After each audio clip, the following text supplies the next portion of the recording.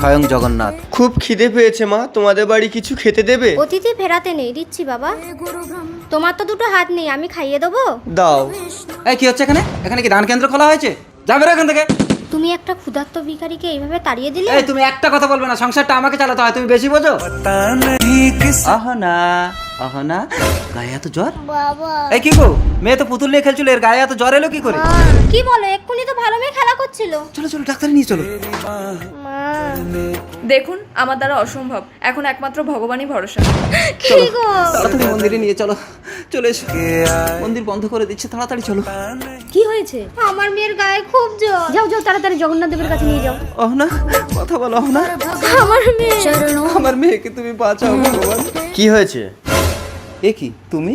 ইনি আমাদের মন্দিরের মহাপূজারী। কিছুক্ষণ আগে ভিক্ষুক সেজে তুমি আমার বাড়িতে গেছিলে না? চিনতে পেরেছিস তাহলে? একটা ভিখারি ক্ষুধার কষ্টে তোর বাড়িতে গিয়েছিল, তুই তাকে ফিরিয়ে দিয়েছিলি। এখন আমি যদি তোকে ফিরিয়ে দেই? ভগবান তুমি আমাকে ক্ষমা করো, আমি তোমার অবুঝ সন্তান। পূজারি মা, ভগবানের চরণ ধোয়া জল দাও।